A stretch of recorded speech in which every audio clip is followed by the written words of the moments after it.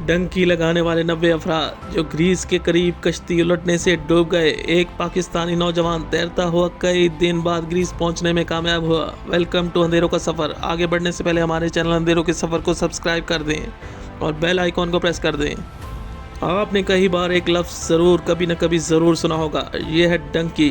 डंकी क्या है? जब थर्ड वर्ल्ड कंट्री के लोग अपने हालात को कुछ बेहतर करने और अच्छे मुस्तकबिल और अपने घर वालों को सपोर्ट करने के लिए दूसरे मुल्क यानी यूरोप का रुख करते हैं, इसके लिए जो तरीका इस्तेमाल किया जाता है यानी छुप कर गैर कानूनी तरीके से छोटी सी कश्ती में समुद्र के रास्ते यूरोप में दाखिल होते हैं, इसको डंकी कहते हैं।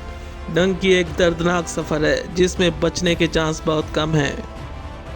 ऐसी ही दर्दनाक दास्तान 44 पाकिस्तानियों की कश्ती मराकश की बंदरगाह दाखिला के करीब उलट गई और 44 पाकिस्तानी नौजवान हलाक हुए। लेकिन ये सिर्फ कश्ती उलटने का वाक़या नहीं था, बल्कि इन लोगों को बेदर्दी से मारा गया। ये पाकिस्तानी अगस्त के महीने में ईरान के रास्ते मराकश में पहुंचे और फिर मराकश में कुछ एजेंटों के हाथ लग गए जो इन्हें स्पेन के लिए जाने के लिए कायल करते रहे और इनसे लाखों रुपए वसूल किए और फिर इन्हें बीच समुद्र पे ले जाया गया और फिर कश्ती को समुद्र के बीचों बीच रोक दिया गया और फिर इनसे पैसों का मुतालबा किया गया। वो एजेंट इन पाकिस्तानियों के साथ तशद्दुद करते और इन्हें खाने के लिए भी कुछ नहीं दिया जाता था और जो पैसे ना दे सका तो इनके साथ इंतहाई तशद्दुद होता था।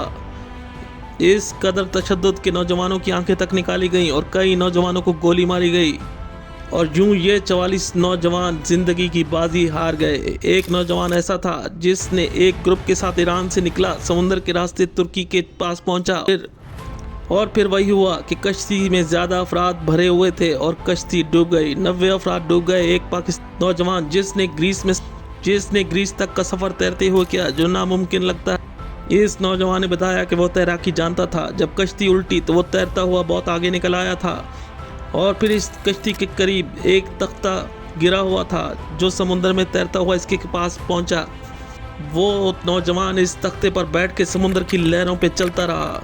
ऐसा लग रहा था कि कोई इसकी मदद कर रहा हो। खुले समुद्र में तैरता हुआ तख्ता किसी नेमत से कम नहीं था।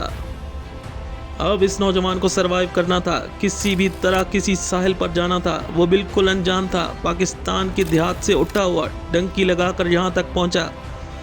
इसे क्या पता था कि कौन सी जगह है, लेकिन इस नौजवान की हिम्मत थी कि वो सख्त तरीन मौसम और समुद्र की लहरों से लड़ता हुआ, लेकिन इसने हिम्मत नहीं हारी और वो कई दिनों तक समुद्र में रहा और लहरों के सहारे इस तख्ते पर सफ़र करता हुआ ग्रीस के साहिल पर पहुंचा। ग्रीस की बॉर्डर पुलिस ने इसे गिरफ्तार कर लिया और जब इस पाकिस्तानी ने बताया कि वो ईरान से कश्ती में आया है, कश्ती डूब गई थी, वो यहाँ तक एक तख्ते पर बैठ कर आया है, ये सुनकर ग्रीस के आला हुकाम ने इस नौजवान को ग्रीस का वीज़ा दिया। न सिर्फ वीज़ा बल्कि अच्छी नौकरी और रिहाइश भी दी गई।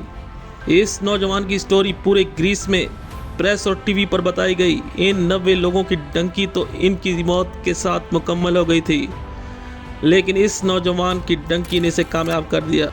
इस नौजवान ने अपने पैगाम में पाकिस्तानी नौजवानों से अपील की है कि वो कभी भी यूरोप आने के लिए डंकी ना लगाएं। अगर किसी को यूरोप आना है तो लीगल तरीका इख्तियार करें। डंकी इंतहाई ख़तरनाक तरीका है किसी भी दूसरे मुल्क जाने के लिए, जिसमें ख़तरा ही ख़तरा है। और थर्ड वर्ल्ड कंट्री की हुकूमतों की भी चाहिए कि ऐसे नौजवानों के लिए कुछ रोज़गार का इंतज़ाम करना चाहिए। सोचें, जो जान पर खेल कर डंकी लगा सकता है वो क्या कुछ नहीं कर सकता। बस ऐसे नौजवानों को एक रास्ता चाहिए। ये था डंकी।